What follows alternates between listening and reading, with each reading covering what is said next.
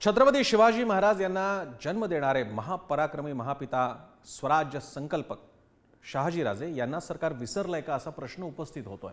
कारण कर्नाटकातील शहाजीराजेंची समाधी 360 वर्षांपासून उपेक्षित असे।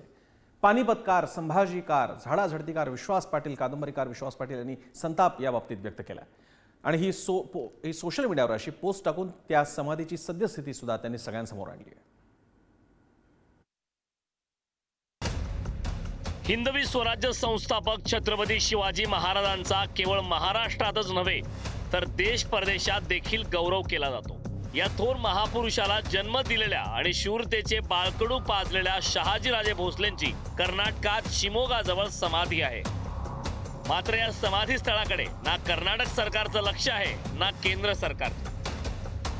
ज्येष्ठ कादंबरीकार विश्वास पाटील यांनी शहाजी महाराजांच्या समाधीला भेट देत दुरावस्था समोर आणली।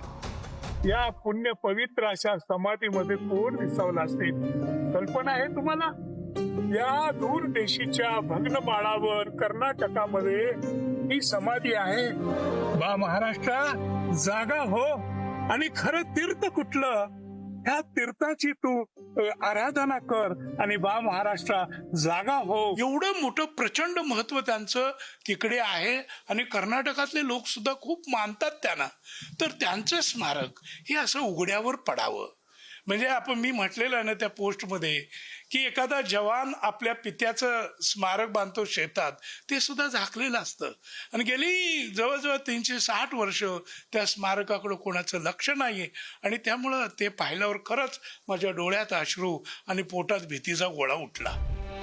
स्वराज्याचे संकल्पक शहाजी महाराजांचं समाधीस्थळ आर्किओलॉजिकल सर्व्हे ऑफ इंडियाच्या यादीत आहे। त्यामुळे समाधी स्थळाच्या विकासासाठी केंद्र सरकारकडे पाठपुरावा करून घेणं आवश्यक आहे।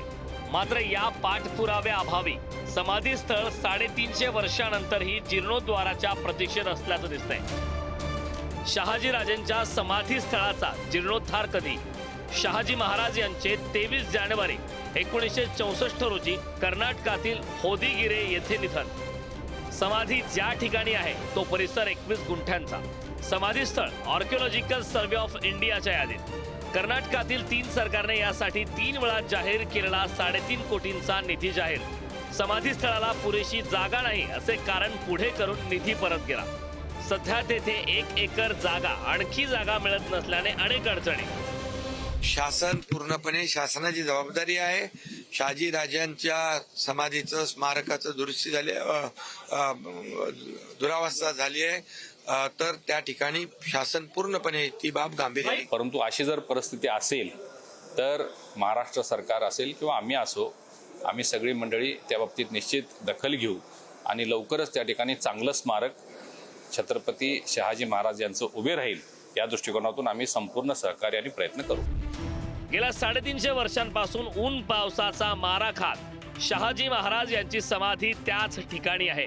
त्याचा विकास व्हावा, स्मारक बांधावे किंवा त्या ठिकाणचा जीर्णोद्धार करावा असे कर्नाटक आणि महाराष्ट्रातील सरकारला देखील वाटले नाही, याचीच खंत आहे। माझं म्हणणं आहे की ह्या सगळ्या गोष्टी, शेतकरी असेल, छत्रपती शिवाजी महाराज असतील, ही सगळ्या गोष्टींकडे हे सरकारचं लक्षच नाहीये। सातत्याने आपण बघताय, हे म्हणतात डबल इंजिनचं सरकार, पण डबल इंजिनच्या सरकारमुळे कुणाचं भलं झालंय आणि अतिशय असंवेदनशील हे सरकार आहे। जे काही महापुरुष होऊन गेले त्यांच्या सगळ्यांच्या समाधीच्या बाबतीमध्ये आपलं लक्ष आहे। आपण बजेटमध्ये तरतूद करतो आणि त्यांची समाधी चांगलं असणं हे गरजेचं आहे आणि आम्हाला त्याच्याबद्दलचा काय खर्च करायचा तो आम्ही करू आणि त्याला कर्नाटक सरकारची मात्र मान्यता लागेल ती आम्ही घेऊ।